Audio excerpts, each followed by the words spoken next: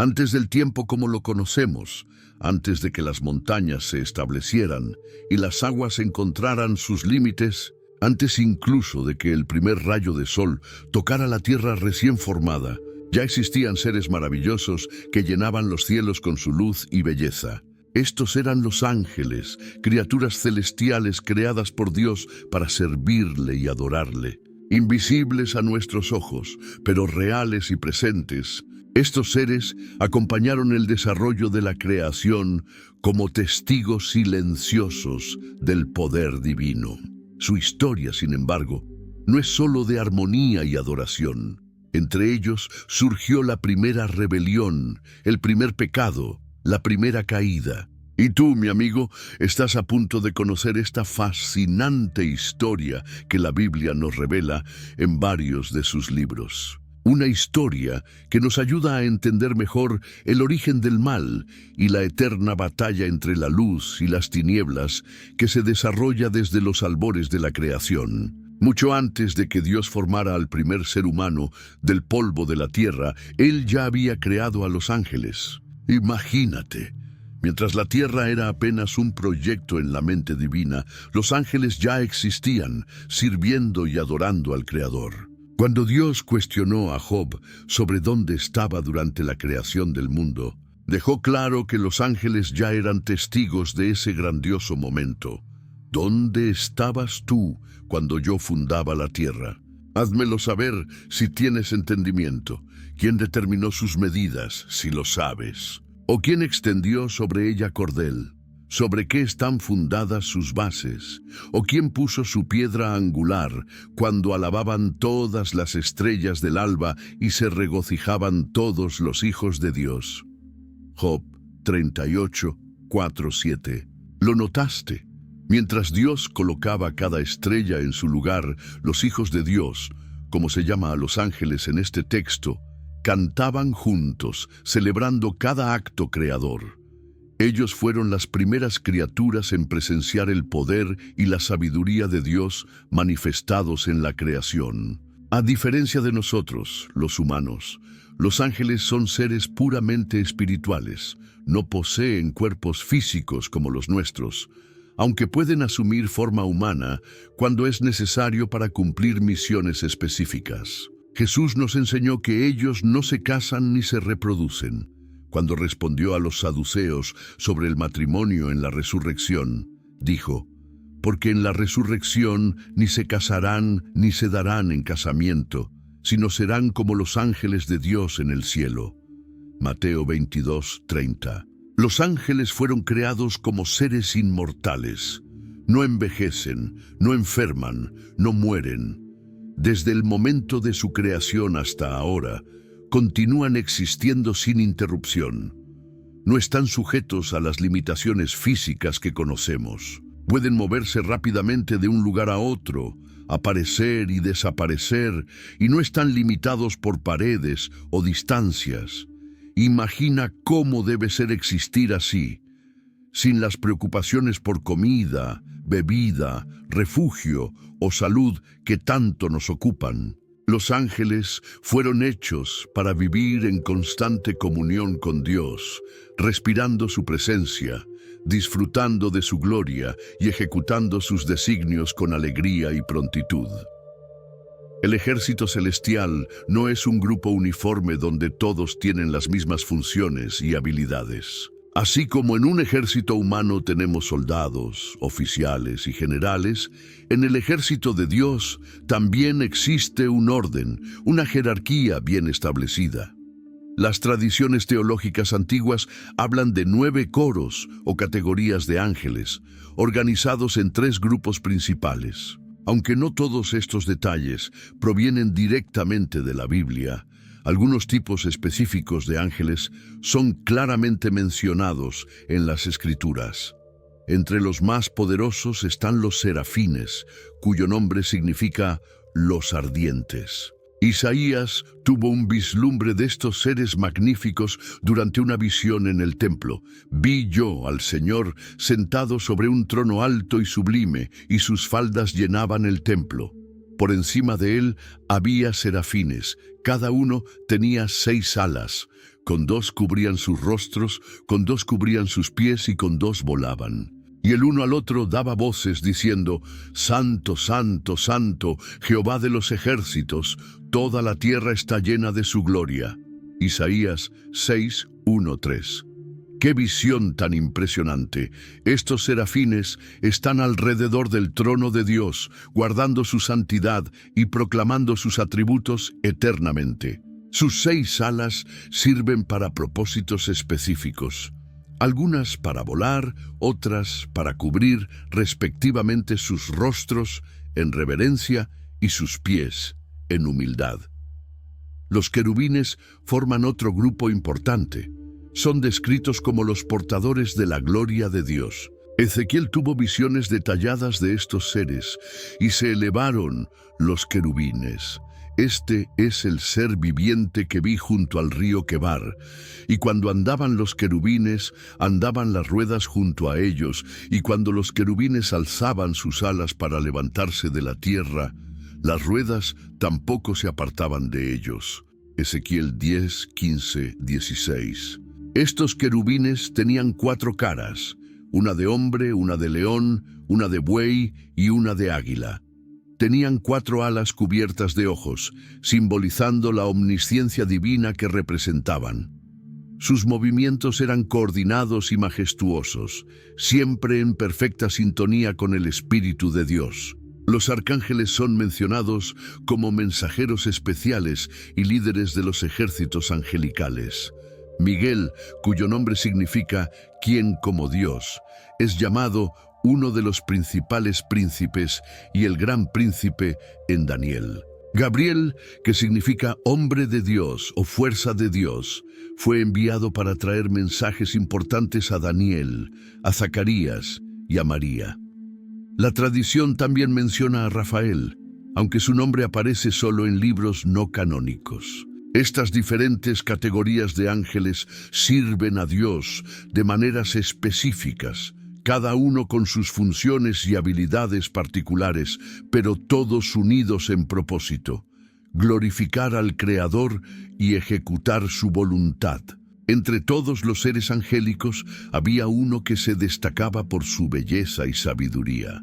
Su nombre era Lucifer, que significa portador de luz o estrella de la mañana. No era solo un ángel más, era un querubín ungido, colocado por Dios en una posición de máxima confianza y honor. El profeta Ezequiel, hablando al rey de Tiro, describe a un ser que muchos estudiosos interpretan como una referencia a Lucifer en su condición original. Así ha dicho Jehová el Señor: tú eras el sello de la perfección, lleno de sabiduría y acabado de hermosura. En Edén, en el huerto de Dios estuviste. De toda piedra preciosa era tu vestidura, de cornerina, topacio, jaspe, crisólito, berilo y ónice, de zafiro, carbunclo, esmeralda y oro. Los primores de tus tamboriles y flautas estuvieron preparados para ti en el día de tu creación. Ezequiel 28, 12, 13. ¿Puedes imaginar un ser así, resplandeciente como las más bellas piedras preciosas, reflejando la luz divina como un prisma perfecto? Su apariencia era impresionante, un verdadero espectáculo de colores y luz. Cada movimiento suyo producía música, como si fuera un instrumento vivo creado para la adoración. Este querubín especial no estaba solo adornado con belleza externa. Dios lo llenó de sabiduría extraordinaria, comprendía los misterios divinos y tenía un discernimiento agudo. Su inteligencia era incomparable entre las criaturas. Esto lo hacía perfectamente calificado para las responsabilidades que Dios le confió. Lucifer tenía una función especial en el cielo. Tú, querubín grande, protector, yo te puse en el santo monte de Dios. Allí estuviste. En medio de las piedras de fuego te paseabas. Ezequiel 28, 14.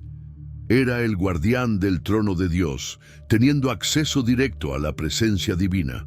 Allí, en las alturas del Monte Santo, caminaba entre piedras de fuego, símbolos de la presencia consumidora de Dios.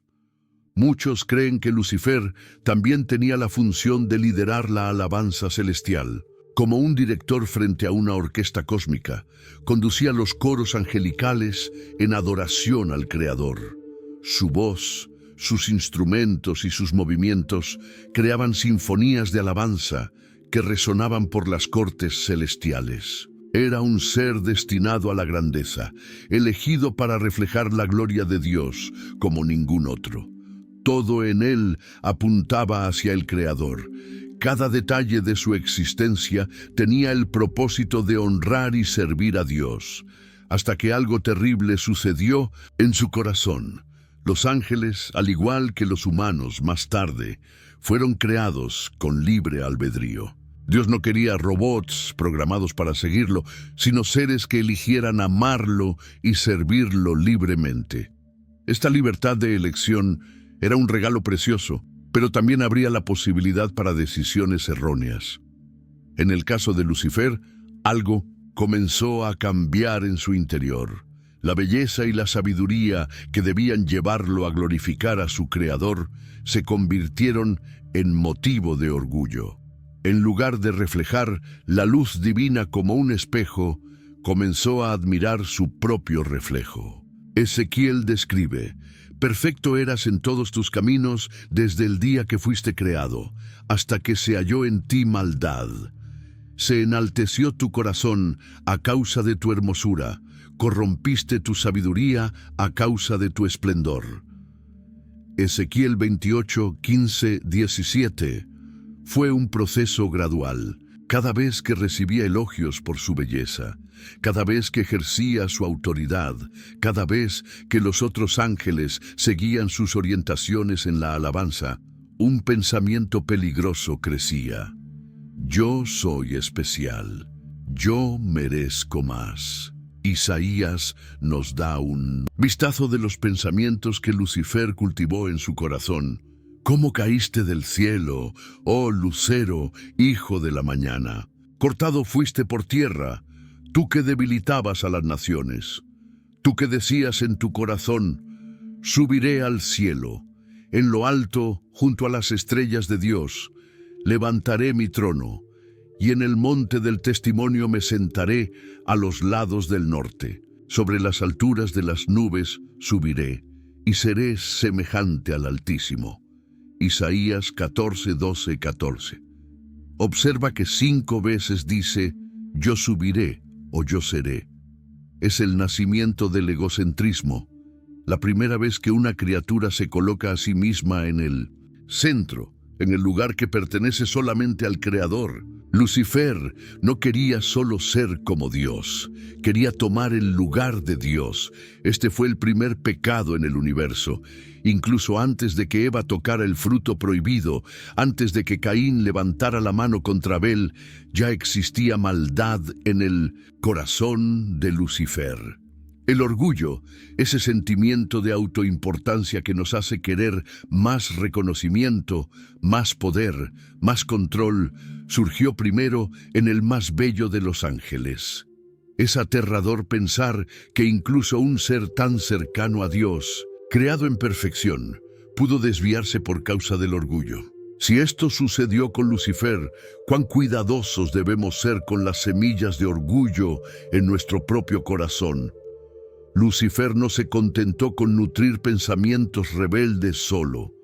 Con la astucia que le era característica, comenzó a compartir sus ideas con otros ángeles, usando palabras persuasivas y argumentos aparentemente lógicos, cuestionaba sutilmente la autoridad divina. ¿Por qué debemos servir? ¿No somos seres poderosos también? ¿No merecemos más que solo adorar eternamente? Dios está reteniendo privilegios que podríamos tener. Estas y otras insinuaciones comenzaron a resonar en los salones celestiales. Con habilidad impresionante, Lucifer plantaba dudas, alimentaba insatisfacciones y prometía una libertad que nunca había sido experimentada antes. El libro del Apocalipsis nos da una pista de cuántos ángeles fueron convencidos por sus argumentos. También apareció otra señal en el cielo. He aquí un gran dragón escarlata que tenía 7 cabezas y 10 cuernos, y en sus cabezas 7 diademas, y su cola arrastraba la tercera parte de las estrellas del cielo, y las arrojó sobre la tierra. Apocalipsis 12, 3, 4. Las estrellas del cielo aquí son interpretadas como ángeles, sugiriendo que 1/3 de todos los seres angélicos fue seducido por la propuesta de Lucifer. Imagínate, no fueron solo unos pocos engañados, sino una porción sustancial de la hueste celestial. Entre estos, según el libro de Enoc, un texto antiguo no incluido en la Biblia, pero que era conocido por los escritores bíblicos, había un grupo de aproximadamente 200 ángeles conocidos como los vigilantes. Estos se habrían comprometido especialmente con el plan de rebelión, asumiendo roles de liderazgo junto con Lucifer. La estrategia de seducción era multifacética. Para algunos, Lucifer ofrecía posiciones de mayor poder en el nuevo régimen que planeaba establecer. ¿Por qué ser solo uno más en la multitud cuando puedes gobernar?, sugería él. Para otros, presentaba la idea de que Dios era un tirano cuyas reglas limitaban la verdadera libertad angélica. ¿No perciben las cadenas invisibles? ¿No sienten que podrían hacer mucho más si no estuvieran siempre siguiendo órdenes? Y aún había aquellos que fueron atraídos por la promesa de nuevos conocimientos y experiencias.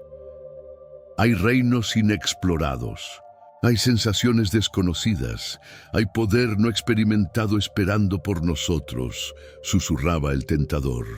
Cada ángel que se unía a la conspiración fortalecía el movimiento.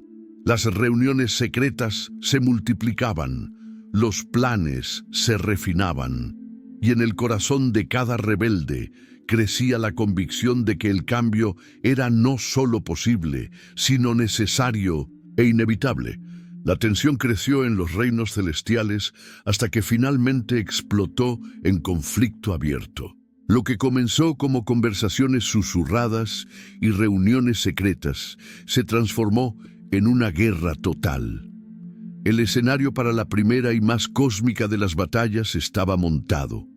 Juan describe dramáticamente esta escena en el libro del Apocalipsis. Después hubo una gran batalla en el cielo.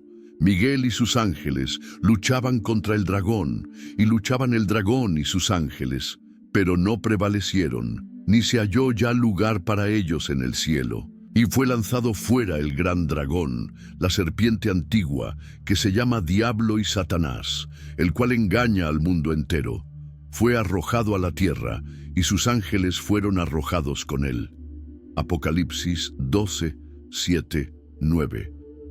De un lado estaba Miguel, cuyo propio nombre era un grito de guerra y una declaración de fidelidad. ¿Quién como Dios? Liderando a los ángeles que permanecieron leales, se levantó para defender el honor y la soberanía del Creador. Del otro lado, el dragón, Lucifer, transformado por la rebelión, comandaba su ejército de ángeles seducidos, determinado a conquistar el trono celestial y establecer un nuevo orden. No sabemos exactamente cuánto tiempo duró esta batalla. Fue un momento único en la historia del universo, una colisión de fuerzas espirituales difícil de imaginar. Podríamos pensar en ella como una tormenta cósmica de proporciones inimaginables, con relámpagos de poder angélico cruzando el cielo en todas direcciones. Las armas de este conflicto no eran espadas de metal o escudos físicos, sino fuerzas espirituales. Verdad contra mentira, luz contra tinieblas, lealtad contra traición. Cada ángel usaba los dones y poderes que Dios les había concedido, unos para defender al Creador, otros para intentar destronarlo. Solo podemos imaginar las tácticas y estrategias empleadas. Tal vez los rebeldes intentaron usar la sorpresa y la astucia, contando con el elemento de la novedad, ya que nada semejante había ocurrido jamás. Tal vez crearon ilusiones y engaños para confundir a los ángeles fieles. Por otro lado, Miguel y sus ángeles tenían la fuerza de la verdad y la certeza de la justicia divina de su lado. Ellos luchaban no por ambición personal, sino por amor y lealtad a su Creador. Esta motivación pura les daba una resolución inquebrantable. El resultado de este conflicto épico se relata con simplicidad poderosa, pero no prevalecieron. A pesar de todo su poder e inteligencia, a pesar de su número considerable, los rebeldes no lograron prevalecer. La derrota fue completa y definitiva. Lo que Lucifer descubrió de la manera más dolorosa es que ninguna criatura, por más poderosa que sea, puede realmente desafiar al Creador y vencer. La batalla estaba perdida desde el principio, pero el orgullo lo cegó a esta verdad fundamental. La derrota en la guerra celestial marcó solo el comienzo de la caída de Lucifer y sus seguidores. Sucedió con ellos algo más profundo y terrible que simplemente perder una batalla. Sufrieron una transformación fundamental en su propia naturaleza. Los seres que antes resplandecían con la gloria reflejada de Dios, ahora se encontraban envueltos en tinieblas. La luz que fluía a través de ellos, haciéndolos brillantes y hermosos, fue reemplazada por una oscuridad sombría que distorsionaba sus formas originales. Pablo se refiere a esta transformación cuando escribe a los Corintios. Y no es maravilla, porque el mismo Satanás se disfraza como ángel de luz. 2 Corintios 11:14. Esta frase sugiere que él ya no es naturalmente un ángel de luz. Necesita disfrazarse para parecer lo que una vez fue. Hasta sus nombres cambiaron, reflejando su nueva naturaleza y propósito. Lucifer, el portador de luz, se convirtió en Satanás, que significa adversario o acusador. El querubín protector se transformó en el principal oponente de Dios y enemigo de la humanidad. Otros ángeles caídos también recibieron nuevos nombres o títulos en las Escrituras. Príncipe de este mundo, el maligno, Belcebú, el tentador, el padre de la mentira, el homicida desde el principio. Cada uno de estos nombres revela un aspecto de su naturaleza corrompida y del papel destructivo que pasaron a ejercer. El odio sustituyó al amor en sus corazones. Donde antes había adoración y servicio a Dios, ahora había amargura y deseo de venganza. Incapaces de herir directamente al Creador, dirigieron su ira contra la mayor obra maestra de Dios, los seres humanos, creados a imagen y semejanza divina. Juan describe este cambio de actitud en Apocalipsis. «Ay de los moradores, de la tierra y del mar, porque el diablo ha descendido a vosotros con gran ira, sabiendo que tiene poco tiempo». Apocalipsis 12:12. La ira, una emoción salvaje y destructiva, se convirtió en su fuerza motriz. Incluso sus habilidades y dones fueron corrompidos. La inteligencia que antes servía para comprender y ejecutar la voluntad divina, ahora era usada para planear el mal y engañar. La belleza que inspiraba adoración se transformó en herramienta de seducción. La autoridad que servía para mantener el orden se volvió instrumento de opresión. Esta transformación continúa siendo una de las más terribles advertencias sobre las consecuencias del pecado. Incluso seres creados en perfección pueden ser completamente deformados por la rebelión contra Dios. Lo que era bello se vuelve horrible. Lo que era luz se vuelve tinieblas. Lo que servía a la vida pasa a promover la muerte. Tras la derrota en la guerra celestial y la transformación de su naturaleza, Lucifer y sus seguidores enfrentaron el juicio divino. No podían permanecer más en la presencia santa de Dios. No había lugar para rebeldes en las cortes celestiales. El propio Jesús hace referencia a este momento cuando dice: «Yo veía a Satanás caer del cielo como un rayo». Lucas 10:18. La imagen es vívida y poderosa, una caída rápida, luminosa y definitiva. El querubín que quería subir por encima de las estrellas de Dios fue lanzado hacia abajo en un instante. Esta expulsión no fue solo un cambio de ubicación geográfica, sino una separación espiritual de la presencia inmediata de Dios. Los ángeles caídos perdieron su lugar de intimidad y comunión directa con el Creador. Las puertas del cielo se cerraron para ellos. Después de ser lanzados del cielo, los ángeles caídos establecieron una nueva base de operaciones. Pablo se refiere a Satanás como el príncipe de la potestad del aire, Efesios 2:2, y menciona huestes espirituales de maldad en las regiones celestes, Efesios 6:12. Estas expresiones sugieren que ocupan un reino espiritual inferior, ni en el cielo más elevado donde Dios habita, ni limitados a la superficie terrestre, sino en una esfera intermedia. Desde este nuevo dominio, comenzaron a organizar su reino de las tinieblas, con jerarquías propias que imitaban perversamente el orden celestial que habían abandonado. Pablo menciona algunos de estos niveles cuando enumera principados, potestades, gobernadores de las tinieblas y fuerzas espirituales de maldad.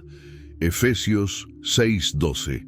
A pesar de su aparente libertad para actuar, los ángeles caídos no escaparon de importantes limitaciones. Dios estableció fronteras definidas para su actividad. Vemos esto claramente en la historia de Job, donde Satanás necesitó permiso específico para tocar los bienes y la salud de Job. Job 1:12, 2:6. También perdieron el conocimiento pleno que poseían en la presencia de Dios.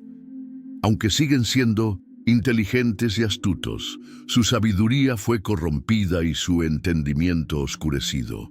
Pablo sugiere esto cuando dice que ninguno de los príncipes de este siglo conoció, porque si la hubieran conocido, nunca habrían crucificado al Señor de gloria. 1 Corintios 2:8. Otra limitación significativa es temporal. Los ángeles caídos saben que su tiempo es limitado y que un juicio final los aguarda. Cuando Jesús encontró demonios en su misión terrenal, ellos preguntaron: ¿has venido acá para atormentarnos antes de tiempo?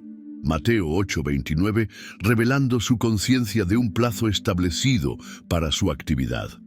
Pedro confirma esta realidad cuando escribe que Dios no perdonó a los ángeles que pecaron, sino que arrojándolos al infierno, los entregó a prisiones de oscuridad para ser reservados al juicio.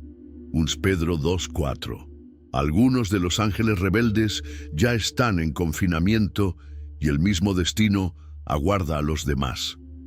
La expulsión del cielo marcó solo el inicio de un largo camino de derrota para Lucifer y sus seguidores. Lo que parecía inicialmente ser solo un cambio de escenario, se reveló como el primer paso hacia su destino final: el juicio eterno. Tras ser expulsados del cielo, los ángeles caídos no se conformaron con su derrota. Llenos de amargura y deseos de venganza contra Dios, se dieron cuenta de que no podían atacarlo directamente. Por eso, dirigieron su mirada hacia la creación más preciada del Señor, los seres humanos. Hagamos al hombre a nuestra imagen, conforme a nuestra semejanza, había dicho Dios en el principio, como leemos en Génesis 1:26. Esta declaración divina revelaba el lugar especial que los humanos ocupaban en el corazón del Creador. Ninguna otra criatura había recibido tal honor, ser portadora de la propia imagen de Dios. Esta posición privilegiada despertó la envidia de los ángeles caídos. Ellos, que habían perdido su lugar de honor en las cortes celestiales, no soportaban ver a seres hechos del polvo recibiendo tanto amor y atención divina. ¿Cómo podían estos frágiles humanos, limitados por cuerpos de carne, ser coronados con tal gloria y dominio sobre toda la creación? Satanás, el líder de los rebeldes, elaboró entonces una estrategia perversa. Si no podía destruir a los humanos directamente, los corrompería. Si lograba hacer que se volvieran contra su Creador, estaría no solo hiriendo el corazón de Dios, sino también destruyendo su imagen en la tierra. El plan comenzó a ejecutarse en el jardín del Edén. Allí, en el paraíso que Dios había preparado para Adán y Eva, donde la comunión entre el Creador y sus criaturas era perfecta, el enemigo lanzó su primer ataque. Con astucia, Satanás eligió no presentarse en su verdadera forma. En vez de eso, utilizó a la serpiente, descrita en Génesis 3:1 como el más astuto de todos los animales del campo. El enfoque no fue directo ni agresivo, sino sutil y engañoso. Una pregunta aparentemente inocente. ¿Con que Dios os ha dicho, no comáis de ningún árbol del jardín? Observen cómo la táctica fue cuidadosamente pensada. Primero, distorsionó las palabras de Dios, haciéndolo parecer excesivamente restrictivo. Luego, plantó la duda sobre el carácter divino, sugiriendo en Génesis 3:5 que Dios sabe que el día que comáis de él, serán abiertos vuestros ojos y seréis como Dios, conociendo el bien y el mal. La insinuación era clara. Dios no estaba protegiendo a los humanos, sino privándolos de algo bueno. No estaba actuando por amor, sino por temor a que se volvieran como Él. Con estas astutas palabras, la serpiente logró que Eva viera el fruto prohibido con otros ojos. La mujer vio que el árbol era bueno para comer, agradable a los ojos y deseable para alcanzar sabiduría. Relata Génesis 3:6. El resultado de este primer ataque fue devastador. Al ceder a la tentación, Adán y Eva no solo desobedecieron un mandamiento específico, sino que rompieron la relación de confianza con su Creador. La imagen de Dios en ellos quedó manchada, y las consecuencias se extendieron por toda la creación. Lo que comenzó como una simple desobediencia abrió las puertas a una contaminación espiritual que pronto se extendería por toda la humanidad. Era apenas el inicio de la guerra que los ángeles caídos librarían contra los seres humanos, una guerra cuyas batallas más intensas estaban aún por venir.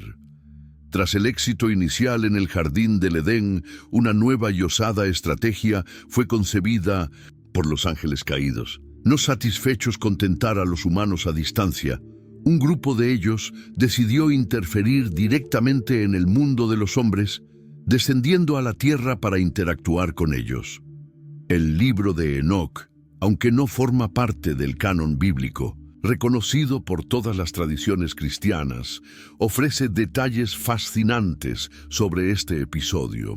Según este texto antiguo, conocido y citado por algunos de los escritores bíblicos, cerca de 200 ángeles, llamados vigilantes, tomaron la decisión de abandonar su propia morada y descender a la tierra.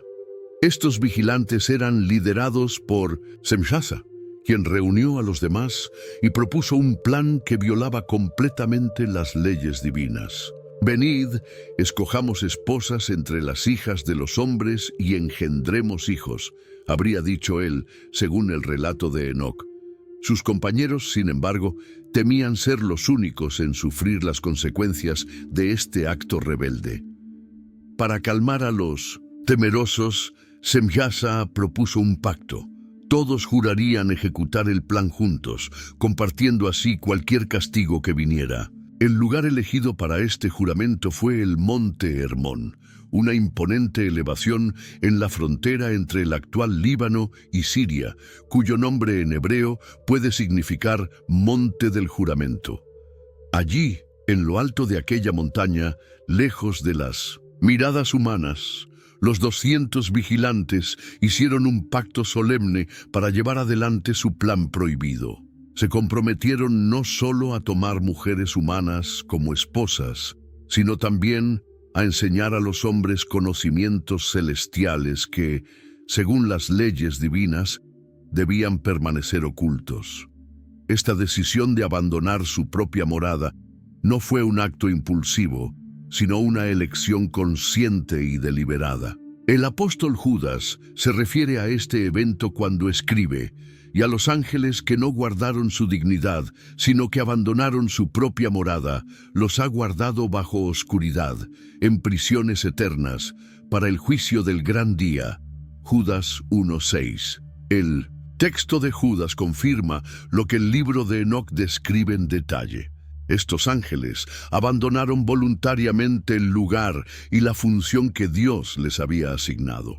No fueron expulsados como los que participaron en la rebelión inicial de Lucifer, sino que eligieron dejar su propia morada para satisfacer deseos prohibidos. Este descenso no fue un evento sutil o secreto. De acuerdo con las tradiciones antiguas, los vigilantes aparecieron visiblemente a los humanos, presentándose como seres poderosos y dotados de conocimientos superiores. Su presencia impresionante y sus habilidades extraordinarias hicieron que fueran recibidos con admiración e incluso adoración por muchos. Así comenzó un capítulo aún más sombrío en la historia de los ángeles caídos y su interacción con la humanidad.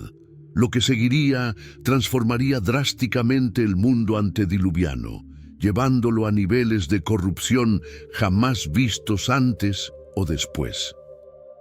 El descenso de los vigilantes a la tierra tenía un objetivo claro: unirse a las mujeres humanas. Este evento extraordinario es mencionado de forma breve pero significativa, justo al inicio del capítulo 6 de Génesis. El texto bíblico nos dice: «Aconteció que cuando comenzaron los hombres a multiplicarse sobre la faz de la tierra, y les nacieron hijas, que viendo los hijos de Dios que las hijas de los hombres eran hermosas, tomaron para sí mujeres, escogiendo entre todas». Génesis 6, 1, 2.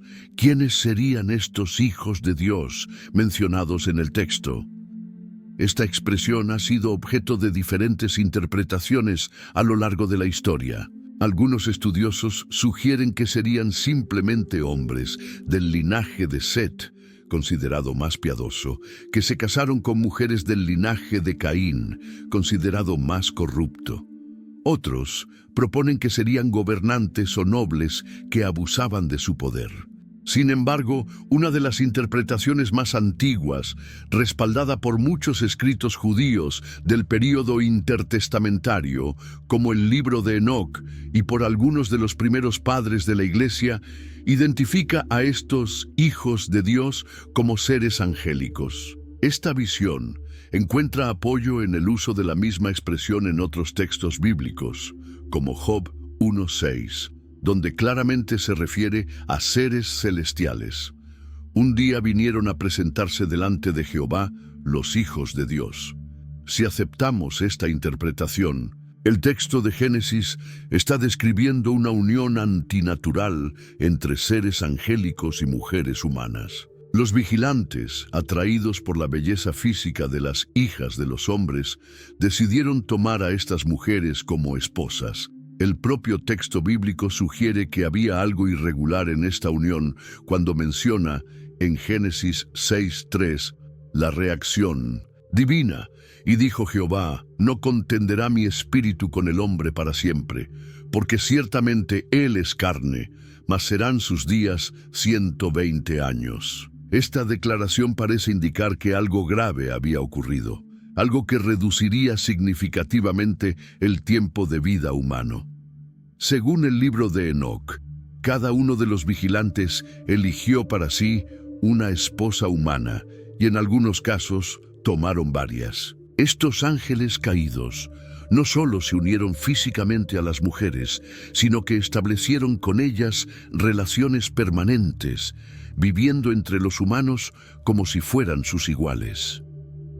Esta transgresión representaba una violación clara de las barreras establecidas por Dios entre el mundo espiritual y el material. Seres angélicos, creados para servir en el reino celestial, estaban ahora interfiriendo directamente en el desarrollo de la raza humana, corrompiéndola de una manera nunca antes vista.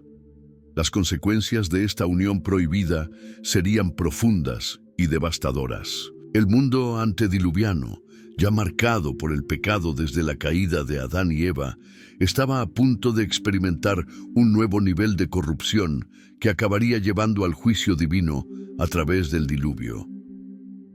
De la unión antinatural entre los vigilantes y las mujeres humanas nacieron seres extraordinarios que la Biblia llama Nefilim. Génesis 6:4 nos ofrece una descripción breve pero reveladora. Había gigantes en la tierra en aquellos días, y también después que se llegaron los hijos de Dios a las hijas de los hombres, y les engendraron hijos. Estos fueron los valientes que desde la antigüedad fueron varones de renombre. La palabra hebrea Nefilim deriva probablemente del verbo nafal, que significa caer o derribar, sugiriendo que estos seres eran los caídos o aquellos que hacen caer a otros. Esta etimología ya indica algo sobre su naturaleza y comportamiento. Una característica destacada de los Nefilim era su tamaño físico extraordinario. Aunque el texto de Génesis no especifica sus dimensiones, la tradición judía y algunos textos antiguos sugieren que eran gigantes, seres de estatura muy superior a la de los humanos comunes. Esta idea se refuerza con la descripción posterior en Números 13:33, cuando los espías enviados por Moisés reportan haber visto Nefilim en la tierra de Canaán. También vimos allí gigantes, hijos de Anac, raza de los gigantes, y éramos nosotros, a nuestro parecer, como langostas, y así les parecíamos a ellos. Además del tamaño impresionante, los Nefilim poseían fuerza sobrehumana. Génesis los describe como valientes o poderosos, indicando capacidades físicas mucho más allá de lo normal. Esta fuerza, combinada con su estatura gigantesca, los convertía en guerreros formidables, capaces de someter fácilmente a los humanos comunes. El texto bíblico también los caracteriza como varones de renombre o famosos, sugiriendo que adquirieron gran notoriedad en el mundo antediluviano. Podemos imaginar que su apariencia inusual y sus habilidades extraordinarias los llevarían naturalmente a posiciones de poder e influencia, siendo temidos y quizás hasta venerados por muchos. El libro de Enoc ofrece detalles adicionales sobre la apariencia y el comportamiento de los Nefilim. Según este texto, poseían no solo un tamaño aterrador, sino también una apariencia terrorífica que inspiraba miedo. Su apetito era insaciable, consumiendo cantidades enormes de alimentos que pronto comenzaron a escasear. Una de las afirmaciones más perturbadoras encontradas en los textos antiguos es que, cuando los recursos alimentarios comenzaron a agotarse, debido a su voraz consumo, los Nefilim habrían recurrido al canibalismo. Primero habrían comenzado a devorar animales, luego los frutos de la tierra y, finalmente, se volvieron contra los propios seres humanos, devorándolos y bebiendo su sangre. Aunque la Biblia canónica no menciona explícitamente estas prácticas, el impacto de la presencia de los Nefilim en la tierra es claramente presentado como devastador. Su existencia representaba una corrupción del orden natural creado por Dios, una mezcla prohibida entre el mundo angélico y el humano, que produjo seres que no pertenecían a ninguno de los dos reinos. La presencia de estos seres híbridos en la tierra sería uno de los factores que llevarían a la decisión divina de enviar el diluvio, como veremos más adelante. La corrupción de la creación había llegado a un punto sin retorno. La interferencia de los vigilantes en el mundo humano no se limitó a la procreación de los Nefilim. Estos ángeles caídos trajeron consigo conocimientos celestiales que, según el orden divino, no debían ser revelados a la humanidad en aquel momento de la historia. El libro de Enoc describe en detalle cómo diferentes vigilantes se especializaron en enseñar a los humanos diversas artes y ciencias que transformarían drásticamente la sociedad prediluviana. Cada uno de ellos compartió conocimientos específicos, acelerando el desarrollo tecnológico y cultural de la humanidad, pero de una forma que llevaría a la corrupción y violencia. Entre los principales instructores estaba Azazel, quien enseñó a los hombres el arte de la metalurgia, cómo extraer metales de la tierra, forjarlos y crear armas. Él enseñó a los hombres a hacer espadas, cuchillos, escudos, corazas, relata el texto de Enoc. Este conocimiento transformó completamente la naturaleza de los conflictos humanos, haciendo las guerras mucho más letales y devastadoras. Además de las armas, Azazel habría enseñado a las mujeres el uso de ornamentos, joyas y cosméticos, brazaletes, adornos, el uso de antimonio, el embellecimiento de los párpados, toda clase de piedras preciosas y todos los tintes de coloración. Estos conocimientos, según el texto, llevaron al aumento de la vanidad, la seducción y la inmoralidad sexual.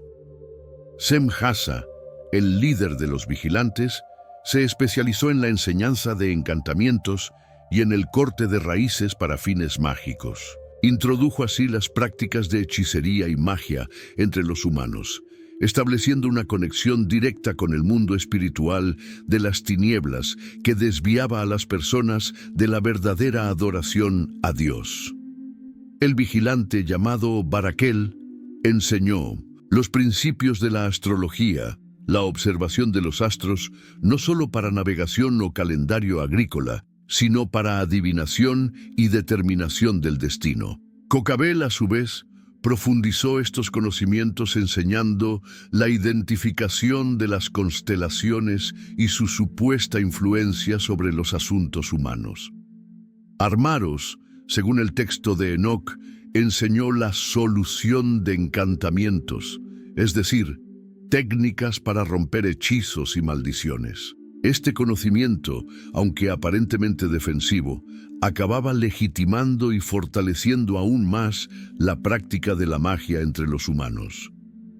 Otros vigilantes son mencionados como instructores de meteorología, astronomía, interpretación de las señales del sol y de la luna, y diversos conocimientos que, en sí mismos, podrían ser neutros o incluso beneficiosos, pero que en las circunstancias en que fueron transmitidos, acabaron contribuyendo a alejar a la humanidad de su creador.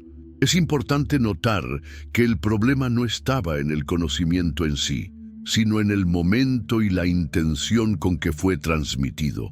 Estos ángeles caídos estaban violando deliberadamente el orden divino, acelerando el desarrollo humano en direcciones que Dios, en su sabiduría, no había planeado para aquella etapa de la historia. La transferencia prematura de conocimientos celestiales a la humanidad puede compararse con dar herramientas poderosas a niños que aún no tienen madurez para usarlas responsablemente. El resultado fue una explosión de violencia, idolatría y perversión moral que pronto contaminó toda la tierra. El impacto combinado de la presencia de los Nefilim y de la enseñanza de conocimientos prohibidos por los vigilantes llevó a la humanidad a un estado de corrupción sin precedentes. El mundo antediluviano se convirtió en un lugar dominado por la violencia, la inmoralidad y la rebelión contra el Creador. La Biblia describe esta situación en términos sombríos. Y vio Jehová que la maldad de los hombres era mucha en la tierra, y que todo designio de los pensamientos del corazón de ellos era de continuo solamente el mal. Génesis 6:5. Esta no era solo una corrupción parcial o superficial, sino total, abarcando no solo las acciones externas, sino hasta los pensamientos más íntimos del corazón humano. La violencia en particular se volvió endémica en la sociedad prediluviana. El texto bíblico afirma claramente que la tierra estaba corrompida delante de Dios y estaba llena de violencia. Génesis 6:11.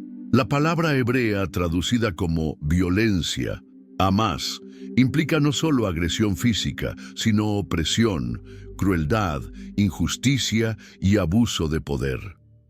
Podemos imaginar un mundo donde los más fuertes, especialmente los Nefilim, con su fuerza sobrehumana, sometían despiadadamente a los más débiles. Un mundo donde las armas creadas con el conocimiento transmitido por Azazel eran usadas para dominar, herir y matar sin restricciones. Un mundo donde la vida humana había perdido su valor sagrado. Además de la violencia física, la corrupción moral y espiritual también había alcanzado niveles extremos. Las prácticas de magia y hechicería enseñadas por los vigilantes alejaban a las personas de la verdadera adoración a Dios, conectándolas con poderes demoníacos. La inmoralidad sexual floreció, probablemente incentivada por el ejemplo de la unión antinatural entre los ángeles caídos y las mujeres humanas. Algunos estudiosos sugieren que hubo también una contaminación genética del linaje humano a través de estas uniones prohibidas. La hibridación entre seres angélicos y humanos estaría produciendo una raza que ya no era totalmente humana, corrompiendo así el plan original de Dios para su creación. Ante este escenario de corrupción generalizada, la Biblia relata una de las declaraciones más tristes de toda la Escritura. Y se arrepintió Jehová de haber hecho hombre en la tierra, y le dolió en su corazón. Génesis 6:6. La palabra hebrea traducida como arrepentirse, naham, no implica que Dios haya cometido un error, sino expresa su profunda tristeza y pesar ante la dirección que su creación había tomado. En medio de esta corrupción universal, sin embargo, había una excepción notable, pero Noé halló gracia ante los ojos de Jehová. Génesis 6:8. El texto bíblico describe a Noé como varón justo, perfecto en sus generaciones, que caminaba con Dios. Génesis 6:9. Más adelante en Génesis 6:12 leemos que miró Dios la tierra y he aquí que estaba corrompida, porque toda carne había corrompido su camino sobre la tierra. La expresión toda carne sugiere que la corrupción no había dejado a nadie, excepto a Noé y su familia inmediata. El texto añade también una información significativa sobre Noé, describiéndolo como perfecto en sus generaciones. Génesis 6:9, en la traducción literal del hebreo. Algunos estudiosos interpretan esta expresión como indicando que el linaje familiar de Noé había permanecido genéticamente puro, no contaminado por la mezcla con los vigilantes. Si esta interpretación es correcta, Noé representaba no solo la preservación de la fidelidad espiritual a Dios, sino también de la integridad de la raza humana conforme fue originalmente creada. Esta corrupción total de la humanidad, tanto moral como posiblemente genética, llevaría a la decisión divina más drástica registrada en las Escrituras, el envío del diluvio para purificar la tierra. A medida que la corrupción y la violencia aumentaban en la tierra, el sufrimiento humano alcanzó proporciones inimaginables. Según las tradiciones antiguas, especialmente el libro de Enoc, las víctimas de la opresión de los Nefilim y de la perversidad generalizada comenzaron a clamar a los cielos. El juez de toda carne oyó el sonido de sus lágrimas. Los gritos de los oprimidos se elevaron hasta la presencia del Altísimo. Las personas comunes, incapaces de resistir a la fuerza sobrehumana de los Nefilim o a la influencia maligna de los conocimientos prohibidos, se volvieron presas fáciles en un mundo donde la violencia imperaba. Muchos fueron asesinados, otros esclavizados, y todos sufrían con la creciente espiral de maldad que parecía no tener fin. El libro de Enoc relata que, ante este clamor, los arcángeles, Miguel, Uriel, Rafael y Gabriel, intercedieron ante el trono de Dios. Presentaron al Altísimo el terrible estado en que se encontraba la tierra. ¿Has visto lo que Azazel ha hecho? Cómo ha enseñado toda forma de iniquidad en la tierra y revelado los secretos eternos que se practican en los cielos. Y Semhasa, a quien diste autoridad para gobernar a los que están junto a él, ha enseñado encantamientos. Y ellos fueron a las hijas de los hombres y se acostaron con ellas. Y las mujeres dieron a luz gigantes, y toda la tierra se llenó de sangre e iniquidad. Esta intercesión angélica llama la atención sobre la gravedad de la situación. Los propios arcángeles, que conocían el plan divino para la humanidad, reconocían que la interferencia de los vigilantes había corrompido este plan más allá de la posibilidad de restauración gradual. La respuesta de Dios fue anunciar un juicio definitivo sobre el mundo corrompido. En Génesis 6:13, Él declara a Noé: «He decidido el fin de todo ser, porque la tierra está llena de violencia a causa de ellos. Y he aquí que yo los destruiré con la tierra». Este juicio vendría en forma de un diluvio universal, una catástrofe de proporciones sin precedentes que cubriría toda la tierra habitada y eliminaría toda forma de vida terrestre, con excepción de aquellos que serían preservados en el arca. Las instrucciones divinas a Noé fueron detalladas y específicas. «Hazte un arca de madera de gofer, harás aposentos en el arca y la calafatearás con brea por dentro y por fuera». Génesis 6:14. Dios proporcionó las dimensiones exactas de la embarcación: 300 codos de longitud, 50 de anchura y 30 de altura, con 3 pisos y una puerta lateral. Estas no eran orientaciones vagas o generalistas, sino un proyecto arquitectónico preciso que garantizaría la supervivencia del arca incluso en las condiciones extremas que enfrentaría. Estudios modernos confirman que estas proporciones crearían una embarcación extremadamente estable, capaz de resistir tormentas severas. Además de las instrucciones sobre la construcción del arca, Dios ordenó a Noé que llevara consigo una pareja de cada especie de animal y 7 parejas de los animales considerados limpios, además de alimento suficiente para todos durante el período del diluvio. La misión de Noé era garantizar la preservación no solo del linaje humano fiel, sino de toda la diversidad de la creación animal. Es notable que, incluso al anunciar este juicio devastador, Dios demostrara preocupación por la preservación de la vida. El diluvio no sería el fin de la creación, sino una purificación, un nuevo comienzo que permitiría a la humanidad recomenzar sin la corrupta influencia de los Nefilim y de los conocimientos prohibidos transmitidos por los vigilantes. Mientras Noé trabajaba en la construcción del arca durante décadas, es probable que también haya predicado arrepentimiento a sus contemporáneos.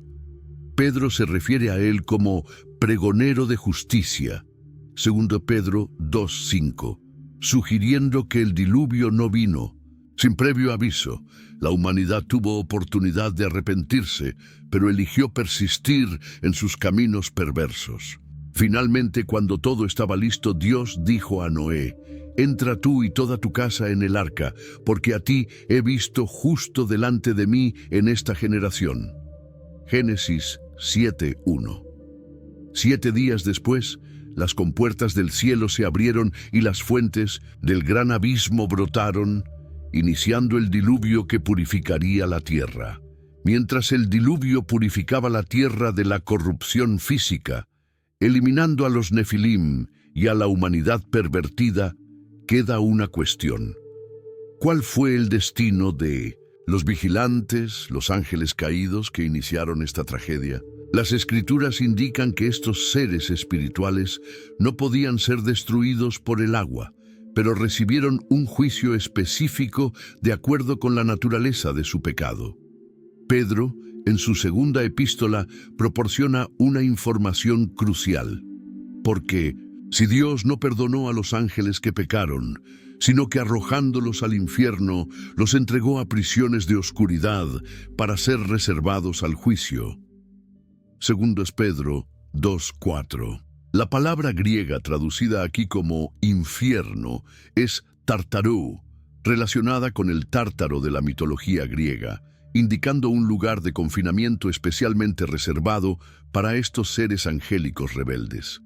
Este no es el mismo lugar a donde van las almas humanas después de la muerte, ni el lago de fuego mencionado en el Apocalipsis como destino final de los condenados. Es un lugar de encarcelamiento temporal, específicamente designado para contener a los vigilantes hasta el juicio final. Judas refuerza esta información cuando escribe que a los ángeles que no guardaron su dignidad, sino que abandonaron su propia morada, los ha guardado bajo oscuridad, en prisiones eternas, para el juicio del gran día.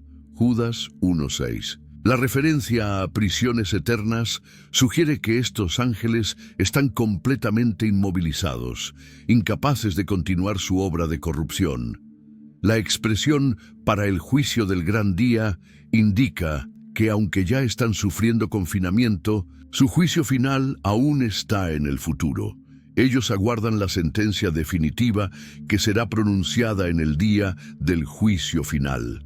El libro de Enoc proporciona detalles adicionales sobre este encarcelamiento, describiendo cómo los arcángeles fueron encargados de aprisionar a los vigilantes.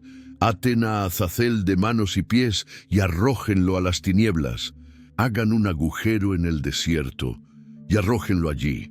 Pongan sobre él piedras ásperas y puntiagudas y cúbranlo de oscuridad. Déjenlo allí para siempre y cubran su rostro para que no vea la luz.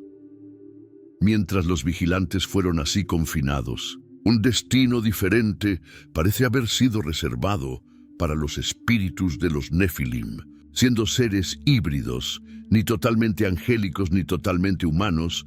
Sus cuerpos físicos fueron destruidos en el diluvio, pero sus espíritus permanecieron en la tierra. Muchos estudiosos creen que estos espíritus desencarnados son lo que las Escrituras frecuentemente llaman demonios o espíritus inmundos que buscan poseer cuerpos humanos. A diferencia de los ángeles caídos originales, que tienen existencia independiente, estos espíritus parecen necesitar un huésped físico. Esta distinción ayuda a explicar por qué en los evangelios vemos a Jesús expulsando demonios que poseían personas, mientras que los ángeles caídos, incluyendo a Satanás, son descritos como teniendo capacidad de actuar independientemente. Los primeros serían los espíritus de los Nefilim, los segundos, los ángeles que participaron en la rebelión original contra Dios. El encarcelamiento de los vigilantes en el Tártaro representa una victoria significativa en el plan divino. Los seres que habían corrompido a la humanidad, transmitiendo conocimientos prohibidos y engendrando a los Nefilim, fueron removidos de la escena, incapaces de continuar su obra destructiva.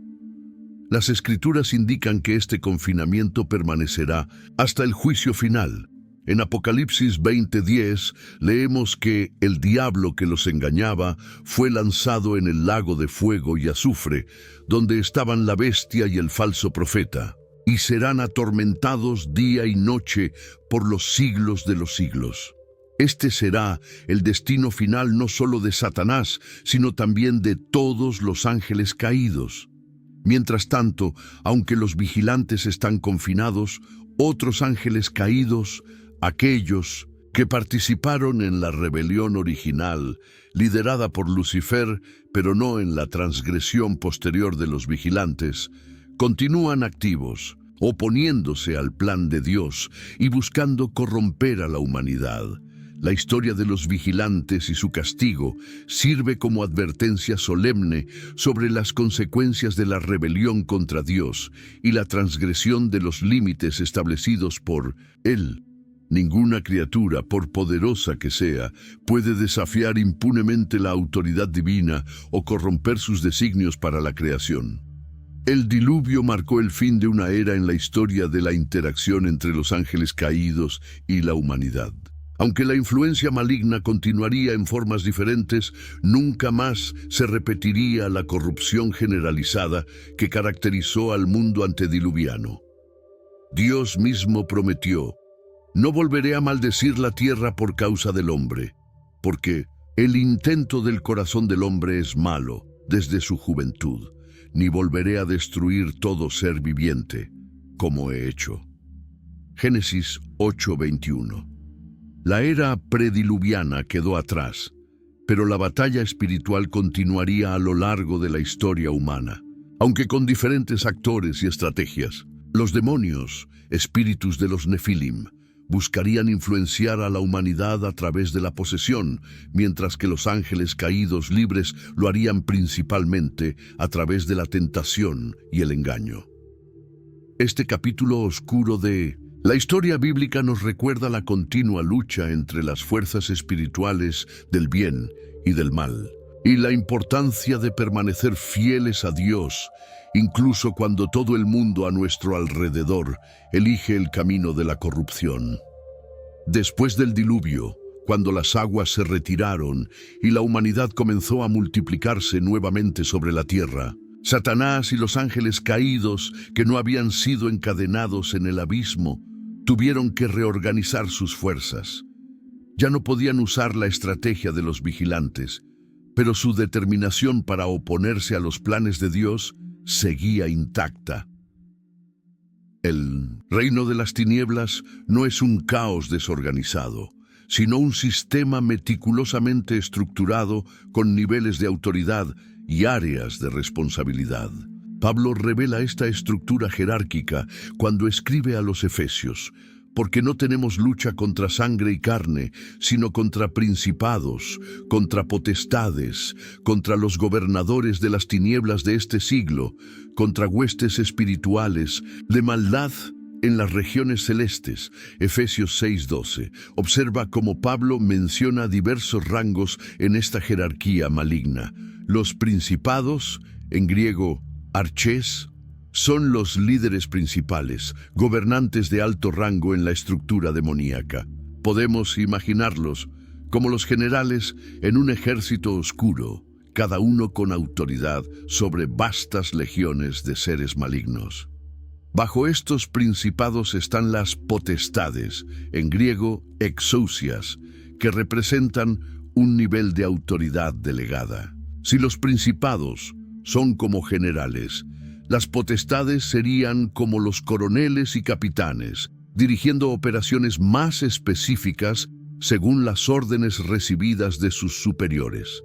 Luego, Pablo menciona a los gobernadores de las tinieblas de este siglo, en griego cosmocratoras, literalmente los gobernantes mundiales de la oscuridad.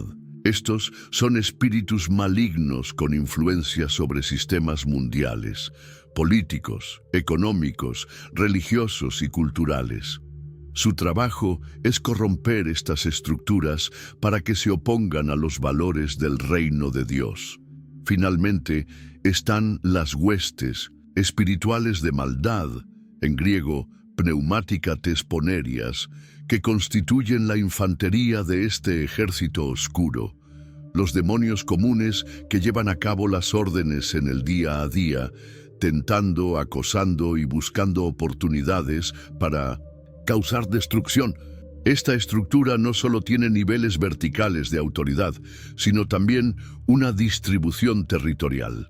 Daniel 10 nos da un vistazo fascinante de esta realidad cuando menciona al príncipe del reino de Persia que resistió al ángel enviado para responder la oración de Daniel.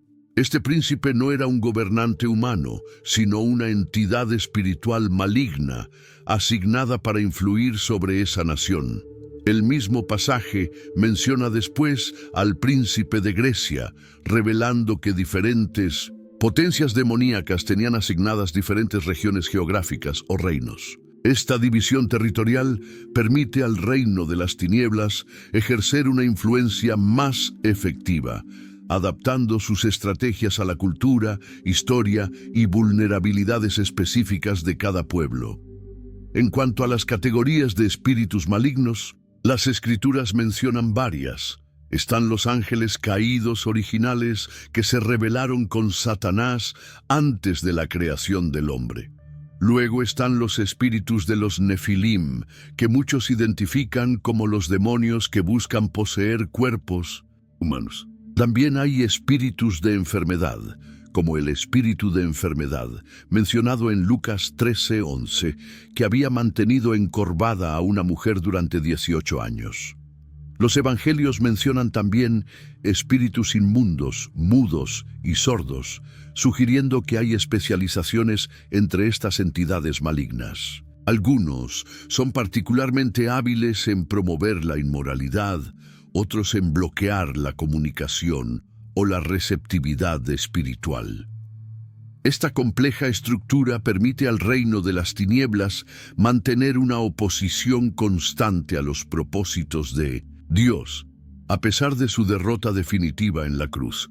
Como un ejército derrotado que se niega a rendirse, continúan luchando una batalla perdida, causando todo el daño posible antes del fin inevitable.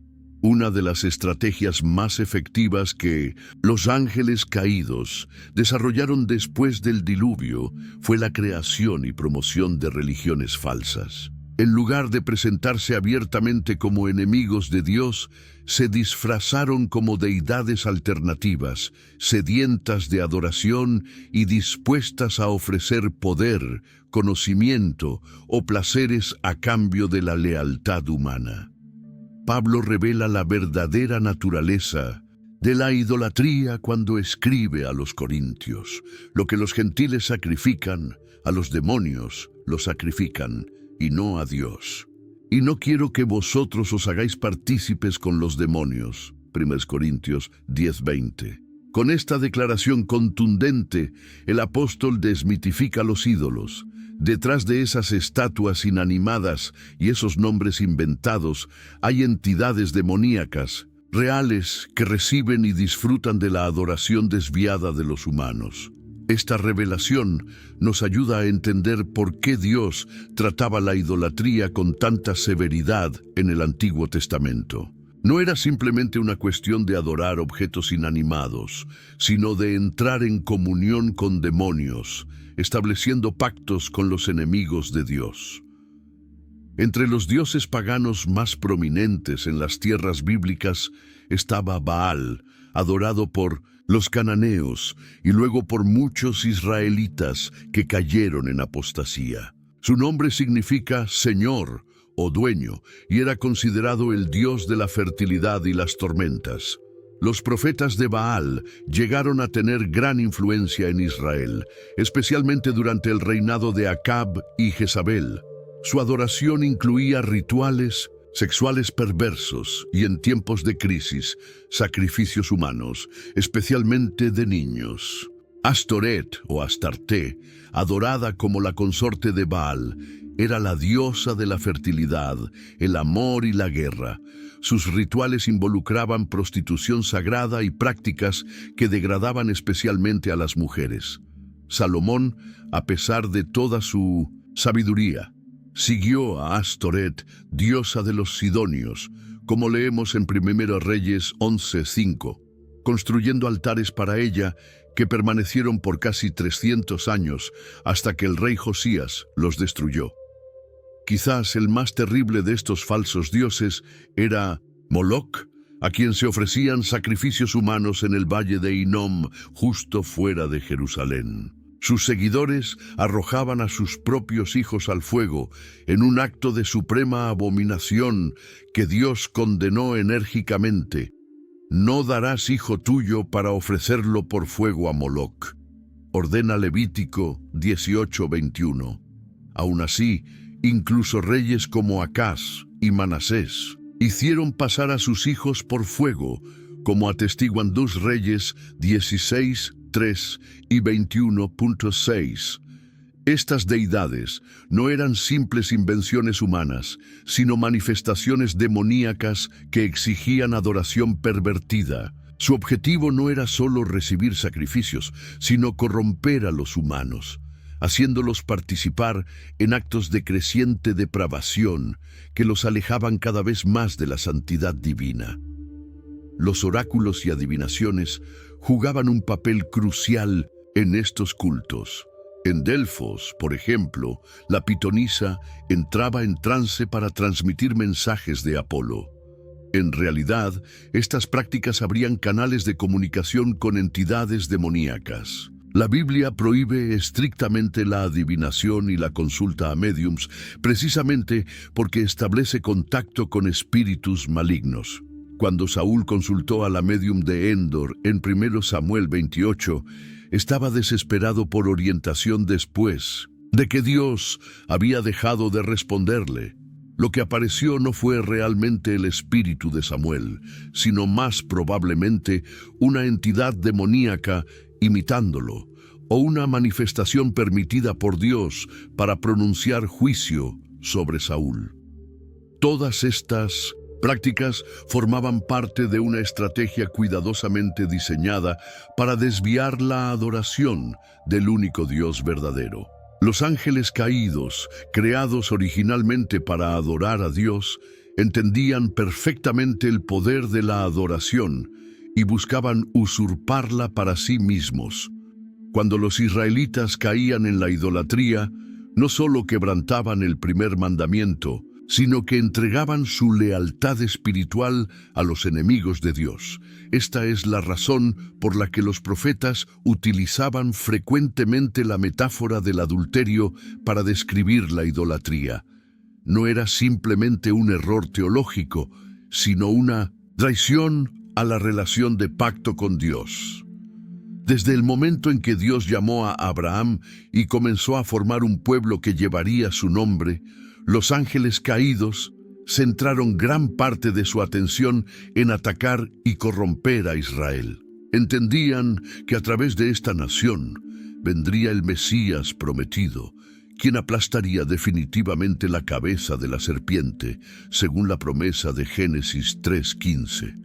La resistencia espiritual contra los patriarcas comenzó temprano, cuando Dios prometió a Abraham que a través de su descendencia todas las naciones serían bendecidas. Satanás trató de contaminar esta línea familiar. Vemos esto en el extraño incidente de Génesis 12, cuando Abraham, por miedo, permite que Faraón tome a Sara en su harén. Si Sara hubiera concebido un hijo de Faraón en lugar de Abraham, la línea mesiánica habría sido comprometida desde el principio. Un patrón similar se repite con Isaac y Rebeca en Génesis 26 y luego con Jacob, cuya familia es plagada de conflictos, engaños, violencia e idolatría. A pesar de estas dificultades, Dios preservó la línea escogida, guiando a los patriarcas a través de circunstancias que parecían destinadas a destruir la promesa. Cuando los descendientes de Jacob se multiplicaron en Egipto, la oposición espiritual se intensificó dramáticamente. Faraón ordenó la muerte de todos los niños varones hebreos, un genocidio dirigido específicamente contra la línea mesiánica. «Matad a todo hijo varón», ordenó Faraón a las parteras hebreas en Éxodo 1:16, en un intento de exterminar al pueblo escogido antes de que pudiera cumplir su propósito divino. Este ataque contra los primogénitos de Israel es significativo porque los primogénitos tenían un papel especial en el plan de Dios. La batalla espiritual por los primogénitos culminó en la 10ª plaga, cuando Dios hirió a todos los primogénitos de Egipto, mientras protegía a los de Israel a través de la sangre del Cordero Pascual, una prefiguración de la protección que ofrecería la sangre del Cordero de Dios. Siglos después, el libro de Daniel nos da un vistazo extraordinario de esta guerra espiritual contra Israel. Cuando Daniel ora por entendimiento, un ángel es enviado con la respuesta, pero le dice: el príncipe del reino de Persia se me opuso durante 21 días. Pero he aquí Miguel, uno de los principales príncipes, vino para ayudarme. Daniel 10:13. Este príncipe del reino de Persia no era un gobernante humano, sino una potencia demoníaca asignada para influir sobre el imperio persa, bajo cuyo dominio estaba Israel en ese momento. Su interés en bloquear la respuesta a la oración de Mía, Daniel sugiere que la revelación que venía habría fortalecido a Israel o avanzado el plan mesiánico de alguna manera. El ángel prosigue diciendo: ¿sabes por qué he venido a ti? Pues ahora tengo que volver para pelear contra el príncipe de Persia, y al terminar con él, el príncipe de Grecia vendrá. Pero yo te declararé lo que está escrito en el libro de la verdad, y ninguno me ayuda contra ellos, sino Miguel, vuestro príncipe. Daniel 10:20-21.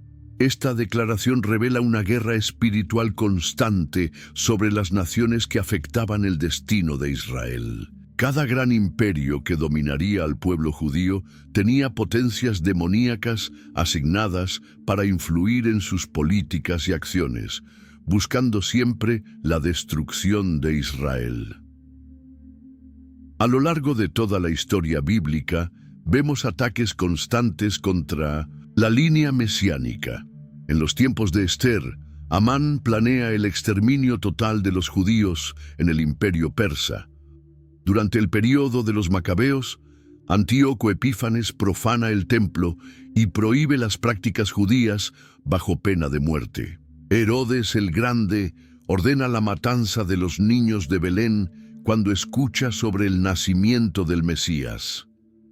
Todos estos eventos, aunque ejecutados por humanos, reflejan una estrategia espiritual consistente: destruir al pueblo a través del cual vendría el Salvador antes de que pudiera cumplir su misión. Sin embargo, en cada caso, Dios preservó milagrosamente a su pueblo, asegurando que su plan de redención no fuera frustrado. Cuando finalmente llegó el momento en que el Hijo de Dios se encarnó y comenzó su ministerio terrenal, los ángeles caídos y los demonios reconocieron inmediatamente quién era Él, mucho antes que muchos humanos. Un encuentro particularmente revelador ocurrió en la sinagoga de Capernaum, donde un hombre poseído por un espíritu inmundo gritó: «¡Déjanos!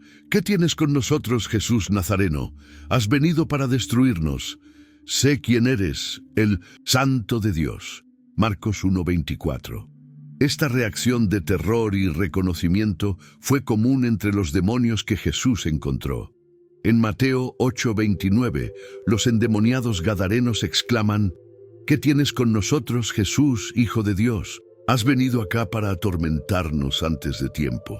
Esta pregunta revela que los demonios no solo conocían la identidad de Jesús, sino que entendían el cronograma escatológico. Sabían que un día serían juzgados, pero se sorprendieron al enfrentar su autoridad antes del tiempo que esperaban. Antes de que Jesús comenzara su ministerio público, tuvo que enfrentar un confronto directo con Satanás mismo. Después de su bautismo, Jesús fue llevado por el Espíritu al desierto para ser tentado por el diablo. Mateo 4:1. Durante 40 días, débil por el ayuno y solo en un entorno hostil, Jesús enfrentó las tentaciones más sutiles y poderosas que el enemigo podía diseñar. Las tres tentaciones registradas representan un ataque exhaustivo. Primero, Satanás apela a las necesidades físicas. Si eres hijo de Dios, di que estas piedras se conviertan en pan. Mateo 4:3. Era una invitación a usar su poder divino para su beneficio personal, fuera del plan del Padre. La segunda tentación fue espiritual. Si eres hijo de Dios, échate abajo, desde el pináculo del templo, confiando en que los ángeles lo protegerían. Mateo 4:6. Citando el Salmo 91, Satanás intentó manipular a Jesús para que pusiera a prueba al Padre, pervirtiendo la fe en presunción. Finalmente vino la tentación del poder y la gloria. Todo esto te daré si postrado me adorares. Mateo 4:9. Este fue quizás el ataque más directo, una oferta para evitar la cruz y aún así obtener el dominio sobre los reinos del mundo, pero a través de la adoración a Satanás en lugar de la obediencia al Padre. Jesús rechazó cada tentación con la palabra de Dios, demostrando que aún en su humanidad vulnerable permanecía completamente leal al Padre y a su misión redentora. A lo largo de los evangelios vemos a Jesús liberando a personas de la opresión demoníaca. Estos no eran encuentros periféricos o secundarios, sino una parte central de su ministerio. Lucas resume: y Jesús recorría todas las ciudades y aldeas, enseñando en las sinagogas de ellos, y predicando el evangelio del reino, y sanando toda enfermedad y toda dolencia en el pueblo. Mateo 9:35. El triple enfoque de enseñanza, predicación y sanidad, liberación definió su obra. Algunos casos de liberación fueron particularmente dramáticos, como el del hombre gadareno poseído por una legión de demonios. Este hombre vivía entre tumbas, se autolesionaba y era tan fuerte que rompía las cadenas con que intentaban sujetarlo. Cuando Jesús ordenó a los demonios salir, pidieron ser enviados a una piara de cerdos, que inmediatamente se lanzó por un precipicio al mar. Marcos 5:1-20.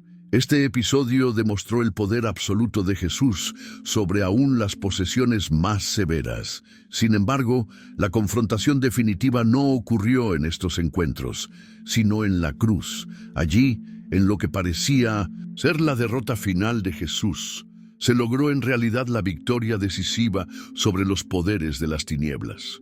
Pablo explica que en la cruz Jesús despojó a los principados y a las potestades, los exhibió públicamente, triunfando sobre ellos en la cruz. Colosenses 2:15. Este despojo o desarme de los principados y potestades significa que la cruz les quitó su arma más poderosa, la acusación legítima contra la humanidad por su pecado. Al pagar la pena completa por el pecado, Jesús eliminó la base legal sobre la cual Satanás podía reclamar autoridad sobre los humanos. La resurrección 3 días después confirmó esta victoria. Satanás y todas sus fuerzas habían usado su arma más poderosa, la muerte, contra el Hijo de Dios, solo para verla completamente vencida. Jesús aniquiló al que tenía el imperio de la muerte, esto es, al diablo. Hebreos 2:14. Demostrando que su autoridad es suprema incluso sobre el enemigo final de la humanidad. Después de la ascensión de Jesús, la batalla espiritual no terminó. Simplemente entró en una nueva fase. Ahora la Iglesia, como cuerpo de Cristo en la tierra, se convirtió en el principal objetivo de los ataques del enemigo. Sin embargo, Jesús no dejó a sus seguidores indefensos. Les concedió autoridad sobre los poderes demoníacos, una delegación de su propia autoridad para continuar su obra de liberación. Incluso antes de su muerte y resurrección, Jesús había comenzado a compartir esta autoridad.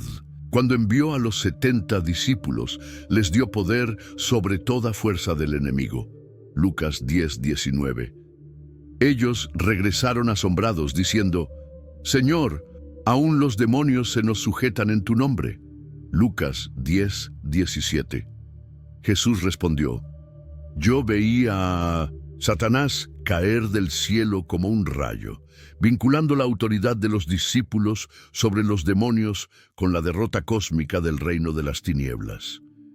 Esta autoridad fue confirmada y expandida después de la resurrección. En lo que llamamos la Gran Comisión, Jesús declara: toda potestad me es dada en el cielo y en la tierra. Por tanto, id. Mateo 28, 18, 19. La misión de la Iglesia fluye directamente de la autoridad de Cristo, y parte de esta misión incluye la liberación de aquellos oprimidos por el enemigo. El libro de los Hechos muestra cómo los primeros cristianos ejercieron esta autoridad. En Hechos 8, Felipe expulsa espíritus inmundos en Samaria, causando gran gozo en la ciudad. En Hechos 16, Pablo libera a una joven esclava que tenía espíritu de adivinación, lo que provoca la ira de sus amos que lucraban con sus poderes. En Hechos 19, leemos sobre pañuelos y delantales que habían tocado a Pablo y eran llevados a los enfermos, y las enfermedades se iban de ellos y los espíritus malos salían. Sin embargo, Hechos 19 también nos advierte contra la arrogancia en la guerra espiritual. Cuando los 7 hijos de Esceva intentaron expulsar demonios usando el nombre de Jesús como una fórmula mágica, sin tener una relación real con él, el demonio respondió: a Jesús conozco y sé quién es Pablo. Pero vosotros, ¿quiénes sois? El hombre poseído los atacó y huyeron de aquella casa desnudos y heridos. Hechos 19, 15, 16. Este incidente subraya que la autoridad espiritual no reside en palabras o rituales, sino en la relación con Cristo y la delegación de su poder. Aunque los primeros cristianos demostraron poder sobre los demonios, no estaban exentos de ataques espirituales. Pablo advierte a los efesios sobre la realidad de esta lucha continua y les proporciona instrucciones para protegerse. Vestíos de toda la armadura de Dios, escribe, para que podáis estar firmes contra las acechanzas del diablo. Efesios 6:11. Luego detalla esta armadura en Efesios 6, 14, 17. Estad, pues, firmes, ceñidos vuestros lomos con la verdad, y vestidos con la coraza de justicia, y calzados los pies con el apresto del Evangelio de la paz. Sobre todo, tomad el escudo de la fe, con que podáis apagar todos los dardos de fuego del maligno, y tomad el yelmo de la salvación, y la espada del Espíritu, que es la palabra de Dios. Cada pieza de esta armadura representa un aspecto de nuestra relación con Dios, que nos protege contra los ataques demoníacos. La verdad contrarresta las mentiras del enemigo. La justicia nos defiende de las acusaciones. El Evangelio nos da estabilidad. La fe extingue los ataques incendiarios. La salvación asegura nuestra mente contra la duda. Y la palabra de Dios es nuestra única arma ofensiva en esta batalla. Los apóstoles también enseñaron a los primeros cristianos a reconocer los síntomas de la influencia demoníaca. Aunque no todas las enfermedades o problemas tienen causas demoníacas, los evangelios distinguen claramente entre enfermedades naturales y aflicciones causadas por espíritus malignos. Señales de posible actividad demoníaca incluían fuerza sobrenatural, conocimiento sobrenatural, como el caso de la joven con espíritu de adivinación, autolesión, convulsiones violentas y una aversión extrema a las cosas santas. En la Tini era de la Iglesia.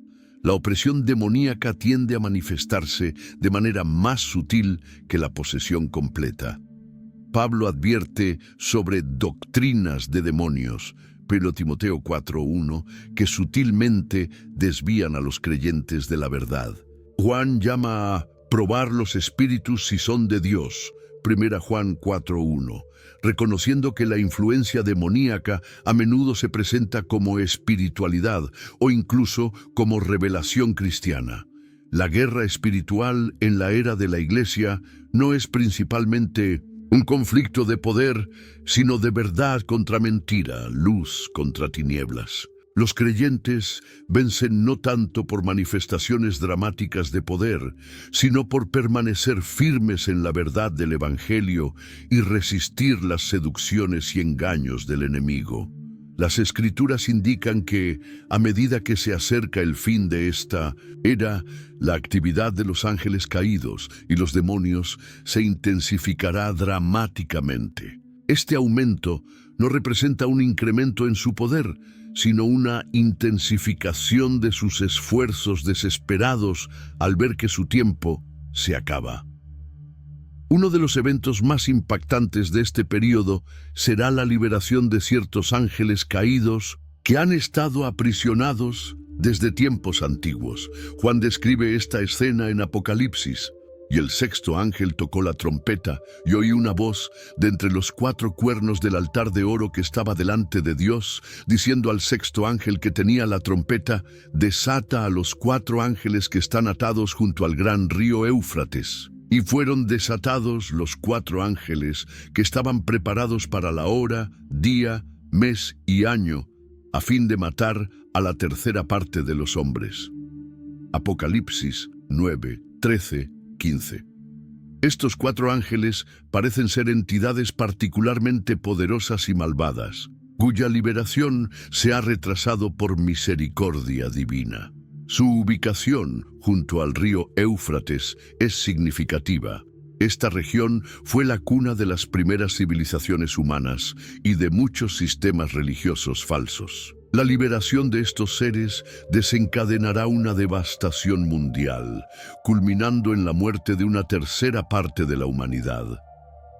El libro de Apocalipsis también menciona otro fenómeno inquietante de los últimos días.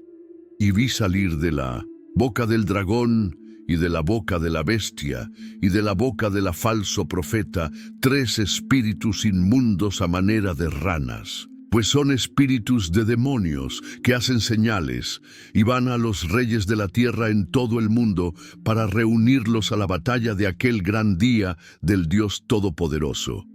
Apocalipsis 16, 13, 14. Estos espíritus de demonios que hacen señales representan una coalición de fuerzas demoníacas que operarán a través de la Trinidad satánica: el dragón, Satanás, la bestia, el anticristo y el falso profeta. Su capacidad para realizar señales o milagros los hace particularmente engañosos, validando aparentemente los mensajes falsos que promueven. Su misión específica es reunir a los líderes mundiales para la batalla final contra Dios. Pablo advierte sobre esta actividad demoníaca intensificada cuando escribe sobre la manifestación del hombre de pecado, también conocido como el anticristo. El advenimiento de este impío, que es obra de Satanás, irá acompañado de hechos poderosos, señales y falsos milagros, y con todo engaño de iniquidad para los que se pierden, por cuanto no recibieron el amor de la verdad para ser salvos. 2 Tesalonicenses 2, 9, 10. Este pasaje revela varios aspectos clave de la actividad demoníaca en los últimos tiempos. Primero, el anticristo será obra de Satanás, implicando una relación única entre este líder humano y el príncipe de las tinieblas. Algunos teólogos sugieren que podría tratarse incluso de una posesión demoníaca completa, permitiendo a Satanás manifestar su voluntad directamente a través de este individuo.